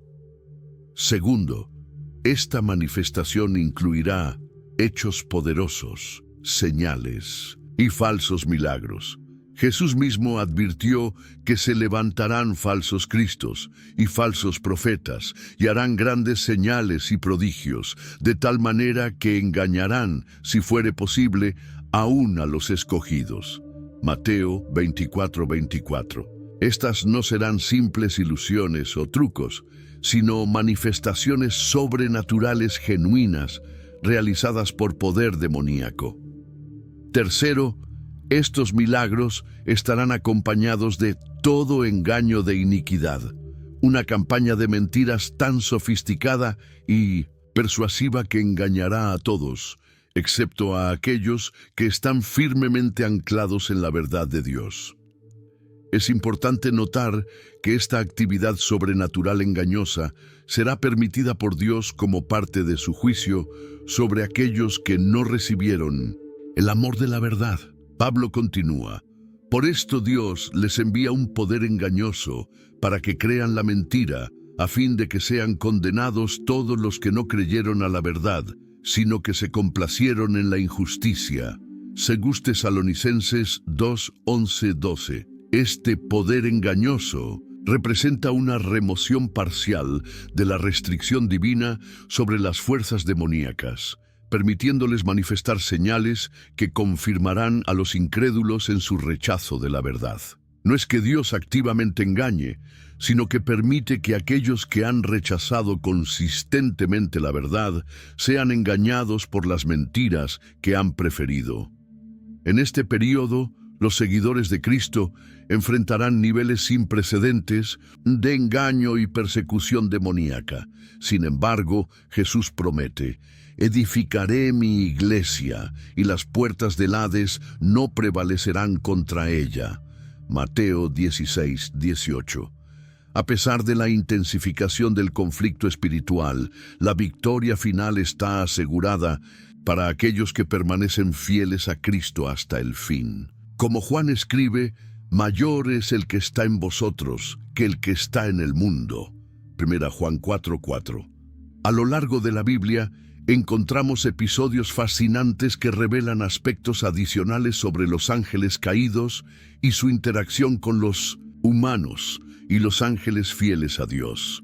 Estos relatos, a veces breves y enigmáticos, nos ofrecen vislumbres adicionales de la realidad espiritual que nos rodea. Uno de los episodios más intrigantes se encuentra en la epístola de Judas, donde leemos sobre una disputa por el cuerpo de Moisés. Pero cuando el arcángel Miguel contendía con el diablo, disputando con él por el cuerpo de Moisés, no se atrevió a proferir juicio de maldición contra él, sino que dijo: «El Señor te reprenda». Judas 1:9. Este breve versículo menciona un conflicto del que no hay registro en el Antiguo Testamento. Sabemos por Deuteronomio 34, 5, 6 que murió Moisés y lo enterró en el valle, y ninguno conoce el lugar de su sepultura hasta hoy. Este entierro misterioso, aparentemente realizado por Dios mismo, se vincula ahora con una disputa entre Miguel y Satanás. ¿Por qué querría Satanás el cuerpo de Moisés? Algunos sugieren que planeaba usarlo como objeto de idolatría para Israel, desviando la adoración del pueblo de Dios hacia una reliquia. Otros proponen que intentaba profanarlo o impedir algún propósito divino para ese cuerpo, quizás relacionado con la posterior aparición de Moisés en el monte de la Transfiguración. Lo más notable del pasaje, sin embargo, es la actitud de Miguel. Aun siendo un arcángel poderoso, no se atrevió a proferir juicio de maldición contra él, sino que dijo: «El Señor te reprenda». Esta respuesta demuestra un profundo respeto por la autoridad divina. Miguel, a pesar de su posición exaltada, reconoce que solo Dios tiene la autoridad final para juzgar y reprender incluso a los seres caídos. Otro pasaje intrigante se encuentra en Números 13, cuando los espías enviados a explorar Canaán regresan con un informe aterrador. También vimos allí gigantes, hijos de Anac, raza de los gigantes, y éramos nosotros, a nuestro parecer, como langostas, y así les parecíamos a ellos. Números 13:33. La palabra hebrea traducida como gigantes es nuevamente Nefilim, la misma utilizada en Génesis 6 para describir a los hijos de la unión entre los hijos de Dios y las hijas de los hombres. Esto plantea una pregunta fascinante. ¿Cómo podían existir Nefilim después del diluvio, que supuestamente había eliminado a todos, excepto a Noé y su familia? Algunas interpretaciones sugieren que hubo una repetición del evento de Génesis 6, con ángeles caídos tomando mujeres humanas después del diluvio. Otros proponen que los genes de los Nefilim podrían haber continuado a través de una de las nueras de Noé. Una tercera posibilidad es que el término se utilizara de manera más general después del diluvio para referirse a personas de gran estatura, sin implicar necesariamente un origen sobrenatural. Sea cual sea la explicación, la presencia de estos gigantes en Canaán fue tan intimidante que desmoralizó a 10 de los 12 espías, llevando a Israel a rechazar la entrada inmediata a la tierra prometida. Otro ejemplo de cómo las fuerzas espirituales pueden influir en eventos históricos cruciales. Un episodio particularmente revelador sobre cómo operan los espíritus malignos se encuentra en 1 Reyes 22.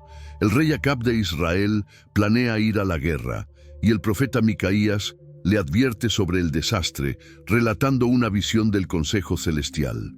Oí a Jehová que decía: ¿quién inducirá a Acab para que suba y caiga en Ramot de Galaad? Y uno decía de una manera, y otro decía de otra. Y salió un espíritu y se puso delante de Jehová y dijo: yo le induciré. Y Jehová le dijo: ¿de qué manera? Y él dijo: saldré y seré espíritu de mentira en boca de todos sus profetas. Y él dijo: le inducirás y aún lo conseguirás. Ve pues y hazlo así. 1 Reyes 22, 19, 22. Este pasaje extraordinario nos permite ver lo que normalmente está oculto: la interacción entre Dios y los espíritus en el ámbito celestial. Varios aspectos son notables. Primero, incluso los espíritus malignos deben presentarse ante Dios y están ultimadamente bajo su autoridad. Segundo, Dios puede usar incluso a estos espíritus para cumplir sus propósitos soberanos de juicio. Tercero, la principal estrategia de este espíritu de mentira era trabajar a través de personas que tenían autoridad espiritual, los falsos profetas, multiplicando así su influencia. Finalmente, un pasaje intrigante en las epístolas de 1900, Pablo nos habla de una aflicción personal con dimensiones espirituales, y para que la grandeza de las revelaciones no me exaltase desmedidamente, me fue dado un aguijón en mi carne, un mensajero de Satanás que me abofetee, para que no me enaltezca sobremanera. 2 Corintios 12:7. La naturaleza exacta de este aguijón en la carne ha sido objeto de mucha especulación, desde una enfermedad física, posiblemente de los ojos, basándose en Gálatas 4:15, hasta persecución o una tentación recurrente. Lo significativo para nuestro estudio es que Pablo lo identifica explícitamente como un mensajero de Satanás, utilizando la palabra griega ángelos, ángel, sugiriendo un agente espiritual enviado para afligirlo. Paradójicamente, Dios permitió esta aflicción demoníaca con un propósito positivo: mantener a Pablo humilde a pesar de las extraordinarias revelaciones que había recibido. Pablo oró 3 veces por liberación, pero recibió en cambio una promesa de gracia: suficiente, bástate mi gracia, porque mi poder se perfecciona en la debilidad. 2 Corintios 12:9. Este episodio nos enseña que incluso las aflicciones de origen demoníaco están ultimadamente bajo el control divino. Mientras Satanás pretendía destruir el ministerio de 1900 y con Pablo, Dios usó esta misma aflicción para profundizar la dependencia del apóstol y manifestar más plenamente su poder. Como José dijo a sus hermanos: vosotros pensasteis mal contra mí, mas Dios lo encaminó a bien. Génesis 50:20. La historia de los ángeles caídos, que comenzó con la rebelión de Lucifer en tiempos primordiales, tendrá su conclusión definitiva en el juicio final. Las Escrituras describen claramente cómo terminará esta larga batalla entre la luz y las tinieblas. Uno de los eventos clave en este desenlace será el aprisionamiento temporal de Satanás durante el período conocido como el Milenio. Juan describe esta escena vívidamente. Vi a un ángel que descendía del cielo con la llave del abismo y una gran cadena en la mano. Y prendió al dragón, la serpiente antigua, que es el diablo y Satanás, y lo ató por 1000 años. Y lo arrojó al abismo, y lo encerró y puso su sello sobre él, para que no engañase más a las naciones hasta que fuesen cumplidos 1000 años, y después de esto debe ser desatado por un poco de tiempo. Apocalipsis 20:1-3. Este pasaje revela varios aspectos importantes sobre el fin de la historia de los ángeles caídos. Primero, Satanás, a pesar de todo su poder y astucia, será capturado y restringido por un solo ángel fiel a Dios, demostrando la superioridad absoluta del poder divino. Segundo, será confinado específicamente en el abismo, un lugar de encarcelamiento espiritual, separado tanto del cielo como de la tierra habitable. Tercero, el propósito principal de este confinamiento es impedir que engañase más a las naciones, subrayando que el engaño ha sido siempre su estrategia primaria. Este aprisionamiento durará 1000 años, durante los cuales Cristo reinará en la tierra con sus santos. Será un período de paz y justicia sin precedentes, demostrando cómo podría haber sido el mundo si Satanás nunca hubiera engañado a la humanidad. Sin embargo, al final de los 1000 años, Satanás será suelto de su prisión y saldrá a engañar a las naciones que están en los 4 ángulos de la tierra, a Gog y a Magog, a fin de reunirlos para la batalla, el número de los cuales es como la arena del mar. Apocalipsis 27:8. Esta liberación final revelará una verdad sorprendente. Incluso después de experimentar 1000 años de la bendición del reino de Cristo, muchos humanos seguirán teniendo corazones rebeldes. Tan pronto como la influencia satánica regresa, se unen a su rebelión final. Esto demuestra que el problema fundamental de la humanidad no es externo, la tentación satánica, sino interno, un corazón pecaminoso, y justifica completamente el juicio divino que seguirá. La rebelión final será breve y decisiva. Y subieron sobre la anchura de la tierra, y rodearon el campamento de los santos y la ciudad amada. Y de Dios descendió fuego del cielo, y los consumió. Y el diablo que los engañaba fue lanzado en el lago de fuego y azufre, donde estaban la bestia y el falso profeta, y serán atormentados día y noche por los siglos de los siglos. Apocalipsis 20:9-10. Este es el destino final de Satanás, no aniquilación, sino confinamiento eterno en el lago de fuego y azufre, el lugar de castigo definitivo que Jesús describió como el fuego eterno preparado para el diablo y sus ángeles. Mateo 25:41. Nótese que este lugar fue diseñado originalmente no para los humanos, sino específicamente para los seres angelicales rebeldes. Los humanos que terminan allí lo hacen por elegir seguir a Satanás en lugar de a Dios. El juicio final incluirá no solo a Satanás, sino a todos los ángeles caídos. Pedro escribe que Dios no perdonó a los ángeles que pecaron, sino que arrojándolos al infierno, los entregó a prisiones de oscuridad para ser reservados al juicio. 2 Pedro 2:4. El confinamiento actual de algunos ángeles caídos es temporal, en espera de su juicio final y castigo definitivo. Pablo también habla de este juicio cuando pregunta retóricamente: ¿O no sabéis que hemos de juzgar a los ángeles? En Corintios 6:3.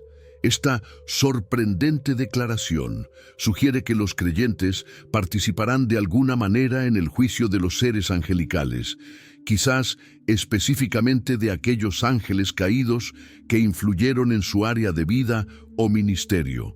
La conclusión de la historia de los ángeles caídos representa la victoria definitiva y eterna de Cristo sobre todo poder de las tinieblas. Como Pablo escribe a los filipenses, llegará un día en que en el nombre de Jesús se doble toda rodilla de los que están en los cielos y en la tierra y debajo de la tierra, y toda lengua confiese que Jesucristo es el Señor, para gloria de Dios Padre.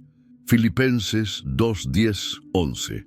Esta confesión universal incluirá a los ángeles caídos, quienes finalmente reconocerán, aunque demasiado tarde para su redención, la supremacía absoluta de Cristo. Su larga rebelión, comenzada con 5 declaraciones arrogantes de «Yo subiré» en Isaías 14, terminará con el reconocimiento forzado de que Jesucristo es el Señor. El libro de Apocalipsis concluye con una visión de la Nueva Jerusalén, donde no entrará en ella ninguna cosa inmunda, o que hace abominación y mentira, sino solamente los que están inscritos en el libro de la vida del Cordero. Apocalipsis 21:27. Los ángeles caídos y todos los que los siguieron serán completamente excluidos de esta ciudad eterna, donde no habrá más maldición. Apocalipsis 22:3. Así, la larga saga de los ángeles caídos, desde su rebelión inicial hasta su juicio final, sirve como telón de fondo para la mayor historia de la redención. Lo que comenzó con la caída de Lucifer terminará con el triunfo del Cordero, demostrando para toda la eternidad que el amor, la humildad y la obediencia son más poderosos que el orgullo, el engaño y la rebelión. Y así llegamos al final de esta fascinante historia sobre los ángeles caídos, desde su rebelión en el cielo hasta su destino final. Como has visto, la Biblia nos revela un drama cósmico que se desarrolla detrás del telón de nuestra realidad cotidiana, una batalla espiritual que continúa hasta nuestros días. Pero recuerda, aunque hemos hablado de poderes oscuros y engaños, la Biblia es principalmente un mensaje de esperanza. Nos enseña que por muy poderoso que sea el enemigo, nuestro Dios es infinitamente más fuerte. La victoria ya está asegurada en Cristo. Si te ha gustado este contenido y quieres seguir explorando las historias y enseñanzas bíblicas que normalmente no se cuentan en las escuelas dominicales, te invito a suscribirte a este canal.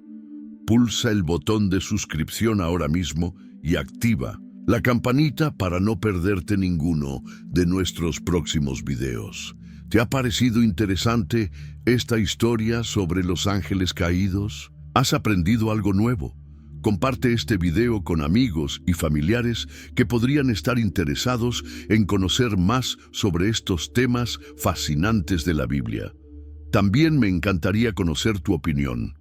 ¿Qué otros temas bíblicos te gustaría que exploráramos en futuros videos? Déjamelo saber en los comentarios. Gracias por acompañarme en este viaje a través de las páginas menos conocidas de las Escrituras. Que Dios te bendiga y te guarde hasta nuestro próximo encuentro. Nos vemos en el próximo video